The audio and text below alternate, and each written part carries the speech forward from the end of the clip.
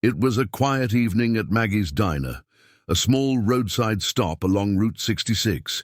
The jukebox played soft country music, while the smell of fresh coffee filled the air. Emily, a 24-year-old waitress with kind eyes and a gentle smile, was finishing her third shift that week. She loved her job despite the long hours.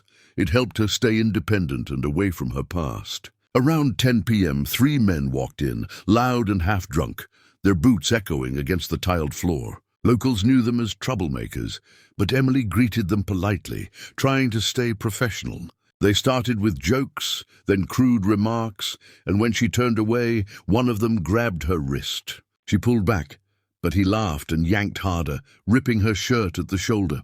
The entire diner fell silent. Her eyes widened, shock and fear mixing in her chest, but she didn't cry out. The men laughed, thinking they were untouchable. Emily stepped back, shaking, her heart pounding. She didn't know that outside, parked under the glowing diner sign, stood a line of heavy motorcycles. The Hells Angels had just arrived, and among them was a man who'd do anything to protect her, her older brother. The bell above the diner door jingled, and the laughter of the drunk men stopped instantly. Jack Carter walked in, tall and broad-shouldered, his leather jacket marked with the Hells Angels emblem. Behind him, 6 bikers followed, each one silent but radiating danger. Jack's eyes scanned the room until they landed on Emily.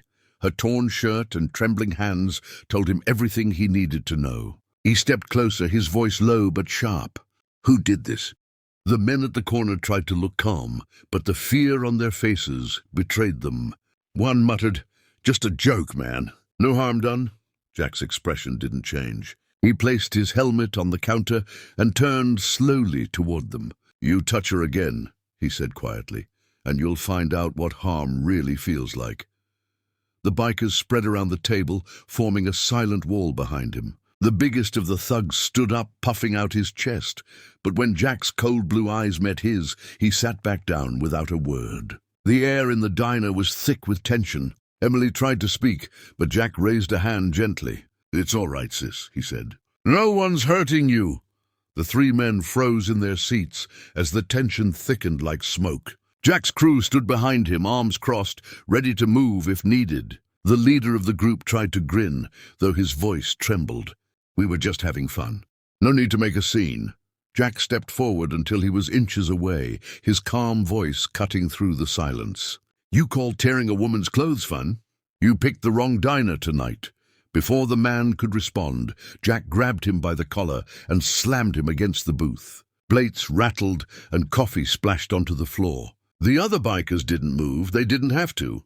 The message was clear. Emily rushed forward, her voice trembling. "Jack, please stop. It's not worth it." He looked at her, breathing heavily, then slowly let go of the man's shirt. "Apologize," he ordered. The man hesitated, then muttered a shaky, "Sorry." Jack leaned closer. Louder! The apology echoed through the diner. The other 2 mumbled the same, their arrogance completely gone. Jack turned to Emily. "You okay?" She nodded, tears brimming. Without another word, Jack motioned for his crew. "Let's go," he said, leaving the men pale and silent behind them. Gain.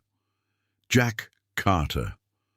The diner was quiet again, the tension fading as the sound of motorcycle engines roared in the distance. Emily sat at the counter, her hands still trembling as she tried to fix her torn shirt. Jack returned after checking on his crew outside, his knuckles slightly bruised, but his expression calm. He sat across from her, and for a moment they just looked at each other in silence. "You shouldn't have come," Emily said softly. "I had it handled." Jack smirked faintly. "You don't have to handle the world alone, kid. That's what family's for." She poured him a cup of coffee, her eyes glistening. "You always show up when I least expect it," Jack nodded. "And always will." Outside, the rest of the Hells Angels revved their bikes, waiting for their leader. The sheriff's cruiser pulled up, lights flashing faintly, but he didn't step out. He knew better than to interfere. He just tipped his hat through the window and drove off. Jack stood, gave Emily a reassuring pat on the shoulder, and walked out. As the engines faded into the desert night, Emily smiled through her tears. The diner felt safe again. Everyone now knew Maggie's diner was protected by the angels.